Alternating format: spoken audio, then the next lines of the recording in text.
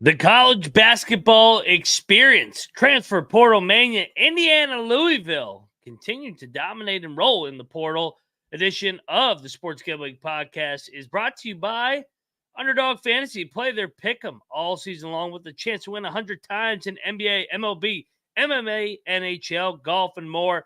Sign up today using the promo code TCESGPN to get 100% deposit match today. Plus, it's NFL draft season right around the corner, so get on over there to the old-fashioned football because they're giving away an autographed NFL merch.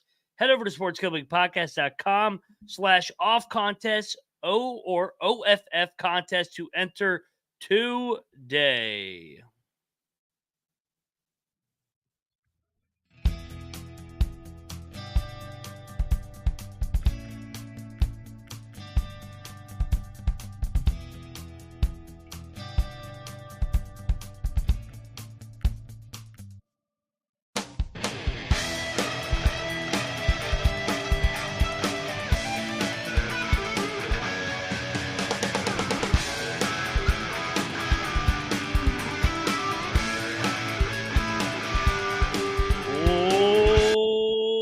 Welcome, everybody, to the College Basketball Experience.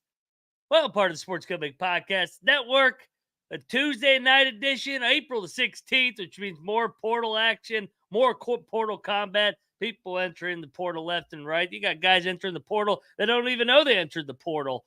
If you're wondering who you're listening to, I am Moneyline Mac, a.k.a. the former video coordinator for Bob Huggins and Frank Martin, also known as...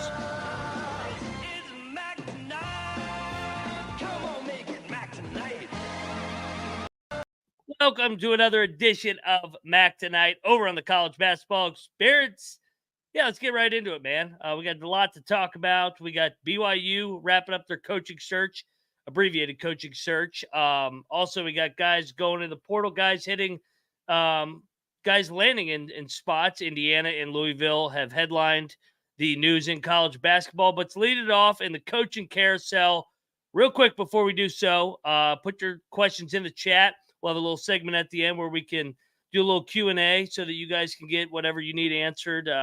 Who's going to be? I'll do my best because I don't know who's going to go in the portal. Shit, it's 10:55 Eastern right now. We may have a guy in the portal in the next 20, 25 minutes.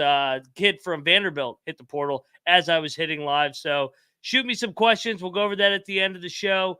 But right now, let's talk a little BYU coaching search. They wrapped it up. Mark Pope goes from BYU to Kentucky. We talked about it. Go check out our episode last night. Kevin Young, the associate head coach from the Phoenix Suns, who are still playing in the postseason right now. They play the Minnesota Timberwolves. He will finish out his run there. He comes over. He replaces Mark Pope. Kind of an out-of-the-box hire. I'm trying to stay positive on this one just because I want BYU to be good, but I'm not the biggest fan of the NBA hires. I've been outspoken about that. It's had an atrocious track record over the last decade. A little bit about Kevin Young as I'm crashing the hire. He's coming over from the Phoenix Suns. He's been there for the last 3 years. He was an assistant coach before being elevated to associate head coach. Stopped at the Sixers, the Delaware 87 years.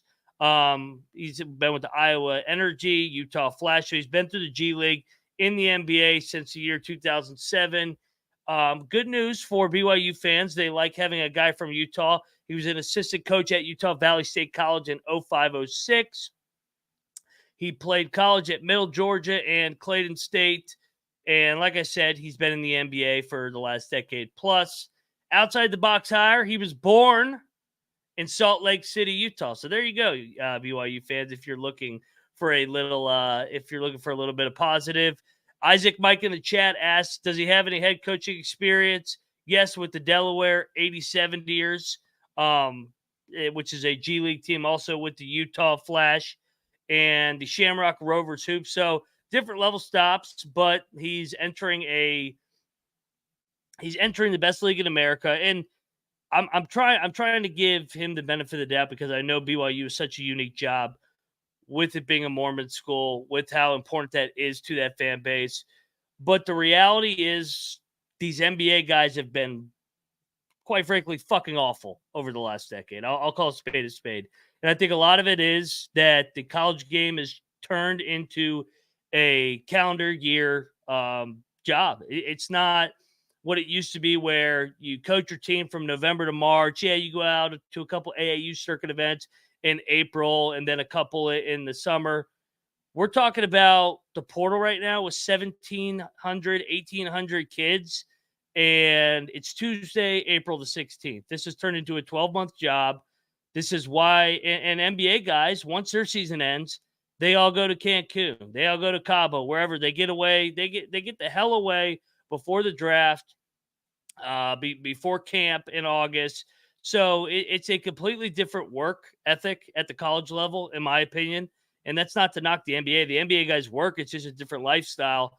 And unfortunately, it's turned into, I know some people like to compare the portal to free agency. It's not the portal and free agency because these guys, they have the NBA playoffs actually on in the background. Those guys are under contract. These guys have not signed anything. Best player from Duke, best player from Kentucky, Kansas, go down the list, could hit the portal before tomorrow morning. There's nothing stopping him from doing that. So it's a completely different dynamic, and that's why you're seeing the Jay Wrights get out of the business. You saw Roy Williams, obviously Coach K, Jim Boeheim, go down the list. Guys getting burnout left and right because of this madness that we've created with this transfer portal and the NIL being used not as what the NIL was supposed to be. You were supposed to make money off your name, image, likeness, not make money off of, hey, I can average 20 and fucking 10. Come over here and I'll give you $1.3, $1.2 million, whatever the hell you're asking for. So completely ass-backward system, quite frankly. Trying to keep it positive. It is good for content. So on this side of things, it is good. But it's a bad system. And we're seeing it with college football right now, opening up the portal for another 2 weeks, the second period. You got guys that committed in January and February. Now they're hitting the portal for a second time in 3 months. It's like, what the hell are we doing? What the hell are we teaching? But back to my original point, Kevin Young, he's going to have some growing pains. He's going to really, the most important thing is getting a good staff. He's going to need a former head coach that is coaching college basketball to be on his bench. He's going to need somebody that knows BYU as well. I know he was born in Salt Lake, but this is an important hire. They're not in the WCC anymore. We talked about it last night and we talked about it with Rush over at the Big 12 Experience, who's a diehard BYU fan. BYU overachieved. It was an A+ first year, going 10-8 in league play, winning 23 games. Nobody expected that. We expected them to be 12th, 13th. I'm afraid that's where they're going to come back to a little bit, regressing to the mean. When they lose their guy and Mark Pope over to Kentucky, their guys are hitting the portal left and right. Not surprising, but it is what it is. That's part of the nature. And yeah, it'll be interesting.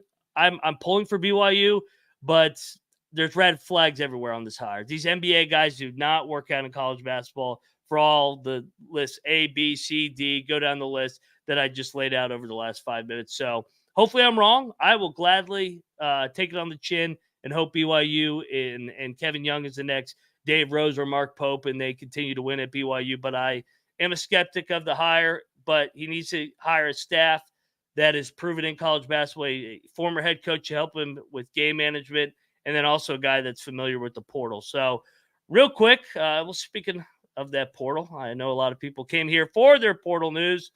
Let's talk about the NFL draft first, because the NFL draft is just around the corner. And old-fashioned football, the old J Mark is giving away some autograph merch to celebrate. JSN, Travis Etienne, J.K. Dobbins, Frank Gore, and many more. Old-fashioned football, come over for the football and save for the whiskey. That's the most important thing. Go over to sportsgamblingpodcast.com/off contest. That is OFF contest at the old-fashioned football. And I'm sure we'll enjoy his wife, who's much more nicer to talk to than J Mark. So shout out to J Mark. Cheers. As I'm sure he's drinking a glass of whiskey watching this show right now. I'm going to take a swig of beer for you, J Mark. All right. Shout out to the chat. Michael, diehard Hoosier fan. Tim Green. Let's go Mountaineers. We do not have much action going in the portal right now. We got Tucker DeVries. I know that. Cannabis Capper, he's a diehard, always doing great work over at the SGPN. Isaac Mike, shout out to you for being back. Road Test, talking about the Tennessee Volunteers. Roger Long, talking about his Hoosiers. Hoosiers make a little noise. We'll talk about it here in a second. And Channing Brown, appreciate it. Rob Donaldson talking about Shorts going over to make more money at SLU. And he lost his whole fucking team, half of them going to Texas, which makes me want to vomit, but it is what it is. They got the open check to go down there and be a Longhorn for old Rodney Terry. So, all right, let's go top to bottom here, and we'll lead it off. The headline here, Oumar Ballo going from Arizona to Indiana. If you missed this one and you're a college hoops fan, you're saying, what? Ballo's going to be an Indiana Hoosier? He did. He got a nice check today via the NIL with the Hoosiers. He joins Myles Rice, who committed last night. We broke down that one, did a great job in his first year in college basketball for Kyle Smith to get them to the NCAA tournament. A little bit about Ballo. Been in college for 4 years now. He started at Gonzaga with Tommy Lloyd and Mark Few. Followed Tommy Lloyd, was there 3 years, helped him get it going. 13 points, 10 rebounds, block shot. He was a rim protector. I mean, he's been on winning teams at Arizona. This is a good get for Indiana, and I know Indiana fans and college basketball fans are asking, well, what are they going to do with the big guys they got on the team right now? Honestly, would you be surprised if they're both in the portal tomorrow? I mean, just with the way that everything is and the way everything is set up at Indiana and college basketball in a nutshell. M'Baku, who was supposed to be a really good player out of high school, he was up and down last year. So I'll be interested to see what happens with him as well as Renew. Those guys are not really perimeter guys as well. I mean, I know they got size. M'Baku, I believe, could shoot it better than Renew.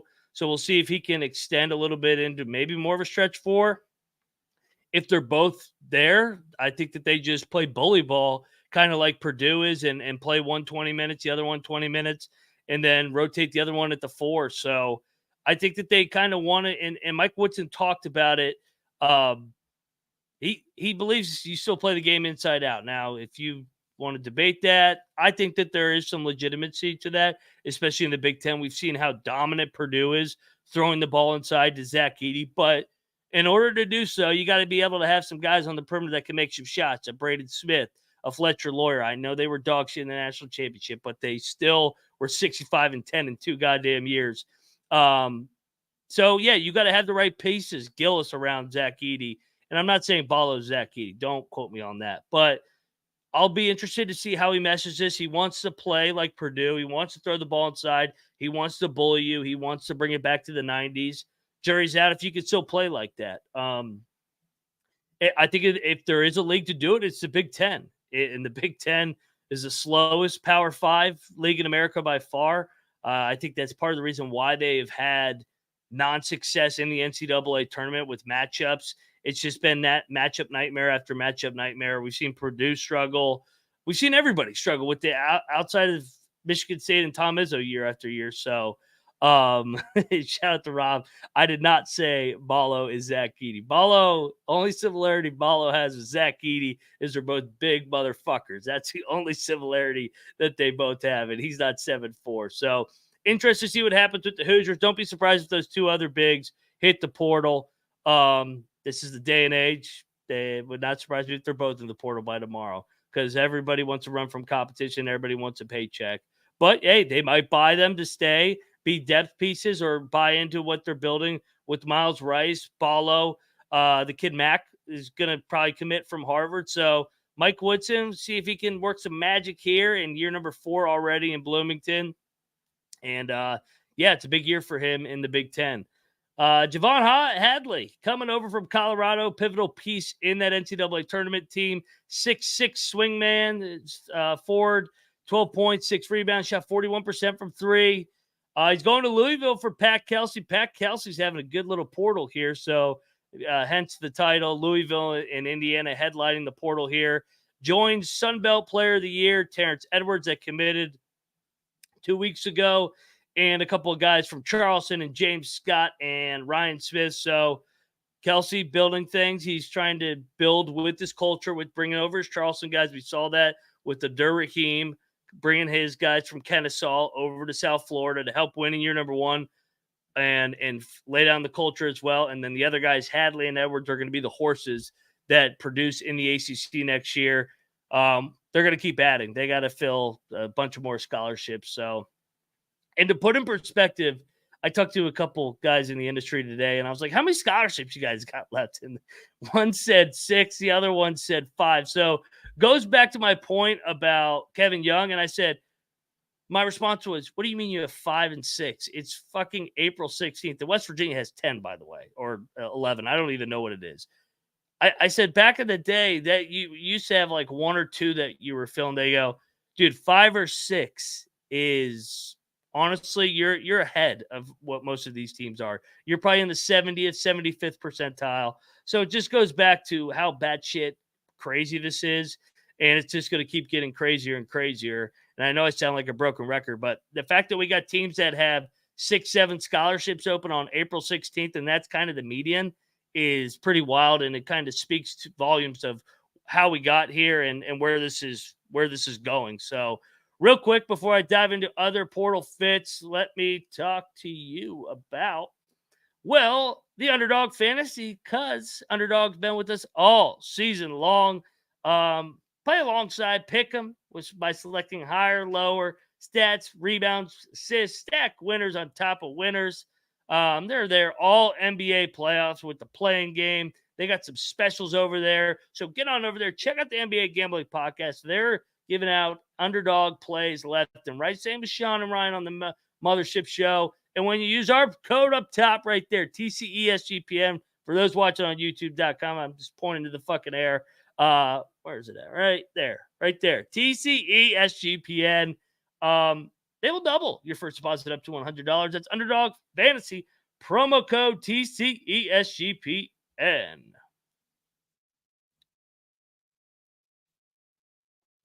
All righty, we're back on the College Basketballl Experience, and honestly, we're part of the problem for covering all this fucking shit with the portal. Shout out to the chat. Everybody's putting words in my mouth. I did not compare Ballo to Edey.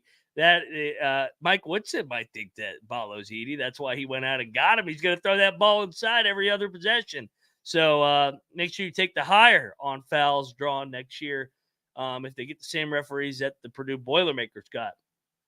Kevin Overton coming over from Drake to Texas Tech. I like this kid. I'm kind of disappointed he's not going to be a Mountaineer. I'm not going to lie. Thought he would follow Tucker DeVries and his dad, Darren DeVries, over to Morgantown. 6'5" freshman wing. Looked good. Looked the part. 11 points, 35% from 3, 3 rebounds. Good piece for Grant McCasland over there at Texas Tech. This is their first portal piece. They did lose some pieces. But we know with Grant McCasland, he'll continue to reload. He's got things going in Lubbock, so I trust the culture there. Speaking of culture, Rutgers has got a really good freshman class coming in, but they also got a good portal class coming in. Jordan Durkak, sorry if I'm butchering your name, over from Merrimack, and he was the Defensive Player of the Year in that league for our Warriors of Merrimack. 6'5" sophomore, 17 points a game, 6 rebounds, 2 steals, hence why he was the Defensive Player of the Year. He's an active guy, and he can score the basketball. He's staying somewhat locally, going over from Merrimack to Rutgers. He joins Zach Martini from Princeton and Tyson Acuff from Eastern Michigan, and then as well as that freshman class that's really talented coming in for Steve Peichel and company. Looking forward to seeing a bounce-back year at the RAC. I was a little disappointed, but it was a transition year. I expect Rutgers to contend for the NCAA tournament, and looking forward to seeing how they finish out this roster. We talked about Abdur Rahim, baby.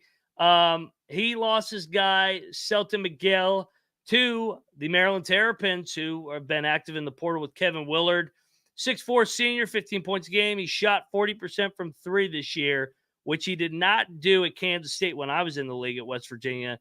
He's been a 4-year player in college basketball, started at K-State, then to South Florida, really helped them get that thing going this year. Now he finishes his final year at in College Park for Kevin Williard in year number 3. He joins Ja'Kobe Gillespie from Belmont and also Rodney Rice from Virginia Tech. So it's this is a pivotal year. There's no hiding that they need to win this year. Williard needs to win it. Maryland, they're going to be impatient if not. So Damian Dunn is set. I used to like Damian Dunn until he announced today he's going to Pitt. So he automatically is overrated. Just kidding, but not really. So he started at Temple. He was kind of up and down last year at Houston, 6 points a game. He was a 15, 14 points a game guy at Temple. So he's got one more year. He's super old. Pitt, I got another guy, a big kid from Florida State over the weekend, Cameron Corrin. So Jeff Capel, he's actually done pretty well in the portal. So I would imagine that they'll add another piece or two. But they got to replace Blake Hinson. So if you can find that guy in the portal like they did 2 years ago, then Pitt will be competitive again. If not, it's going to be a transition year, most likely, for the Pitt Panthers, which I like to see transition years for Pitt. Speaking of Pitt, John Hughley, former Pitt Panther, big fella. He was at Oklahoma last year. He's going over to Xavier to finish out his career. 8 points, 4 rebounds. Unfortunately for Hughley, he's really battled injuries. That's kind of been his main thing. When we played him at West Virginia, he averaged 15 and 8 at Pitt. I always liked Hughley. He's just his battled leg injury, knee injuries. I think there was an ankle injury too. I hope he can finish off strong. It's been disappointing to see him be injured, and he was up and down. I think he played 20 games at Oklahoma. He was in and out of the roster, only played 8 games at Pitt the year before. But like I said, when he was healthy, 15 and 8. He joins Marcus Foster from Furman. Also, Xavier's got a bunch of guys coming back. Xavier in year number 3 is Sean Miller, should be an NCAA tournament team next year. So I expect to bounce back at the center center for the Xavier Musketeers. Kerry Booth going over from Notre Dame to Illinois, 6'10 freshman, live body. He's going to join fucking Brad Underwood. He's Mr. Transfer Portal. He's going to join Kylan Boswell, Trey White, and Jake Davis. They, I think, have the most guys outside of maybe the Louisville in the portal so far. They did lose a lot off this Elite 8 team. Terrence Shannon ain't walking through that door, but they're doing it by committee right now. I trust Underwood. I think they'll be an NCAA tournament team. Interested to see how they fulfill this or fill out this roster. And Underwood, I thought he did a really good job this year, especially with Shannon being in and out of the lineup for 2 months, being able to bring him back and still find a way to get to the tournament and advance in the NCAA tournament. Speaking of Brad Underwood, he once was at Oklahoma State. Oklahoma State big. Eric Daly was there for 1 year for Mike Boyd, 9 points, 5 rebounds. He's going to play for Mick Cronin. I think Daly could be a good piece for Mick Cronin. He's going to join Kobe Johnson and Sky Clark. So Mick Cronin, he ain't fucking around. He brings a lot back as well. They were young this year. I don't see Mick Cronin missing an NCAA tournament twice, back-to-back. So I think Cronin's as good a coach as anybody in the country, especially in the Big Ten. So I look for a bounce-back year at Westwood in their first year in that Big Ten conference. Jalen Deloach going from Georgia to Loyola Chicago. Remember, he was at VCU for his first 2 years, so kind of a disappointing year. Georgia changed the scenery, back to the A-10, going to play for Valentine. 6'8", live body. Looking forward to see what happens. And to round it out, Gavin Griffiths going from Rutgers to Nebraska. And I believe that's the third white guy that the Nebraska Cornhuskers have taken on. Fred, the mayor's guy, he's space and pace, baby. Shoot the three. He joins Andrew Morgan from North Dakota State. That's going to be a good piece because they play a lot to the point forward. So looking forward to seeing Andrew Morgan, North Dakota State, and Raleigh Worcester from Utah to round it out. I did just see somebody committed to Vanderbilt. So this is on the fly. Nick Pringle just hit the portal. That happened while we went live. Like I said, man, we're breaking news live. MJ Collins, I think he averaged like 8-9 points a game from Virginia Tech, going over to Vanderbilt, operating off the fly here. I mean, this shit's breaking while we're talking. Other headlines, guys that hit the portal today. Aiden Mahaney going from St. Mary's to the portal. That's a big name. Jeremy Roach from the Duke Blue Devils to the portal. That's a big name. 4-year starter for the Duke Blue Devils, too. TJ Bamba from the Villanova Wildcats. He was formerly at Wazoo. He's in the portal. And we talked about Texas last night, getting all those guys from Indiana State. And who was it? Tremont Mark from Arkansas. Well, Tyrese Hunter and Dylan Mitchell hit the portal as soon as the episode ended yesterday. So Brandon Newman in the portal from Western Kentucky. Micah Parrish from San Diego State. Bowen Bourne, Rob Donaldson is going in the portal from Northern Iowa. Hopefully he goes to Iowa State. No, he's definitely going to be an Iowa Hawkeye. All those guys from Northern Iowa go to Iowa or Iowa State. So we'll see if we keep it in the great state of Iowa, the cornfields. And I hated this one. Matt Cross from UMass, man. I thought he was a really good piece for Frank and Amherst, a good four-man, tougher than nails. So, yeah, it's that's the portal, guys, for today. That not for the last week, not for the last week, not for the last month. That's today. That is all happened today. Yeah, so looking forward to it. Let me scroll through this chat. Roger Long asked what the Hoosiers. We talked about the Hoosiers.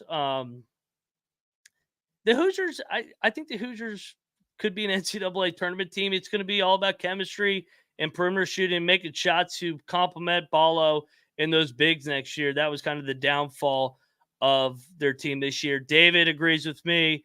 Risky hire for the BYU Cougs. I hope I'm wrong. I mean, like I said, man, I want BYU to win. I want all the Big 12 teams to win, as everybody knows. So Kevin Young, pulling for him.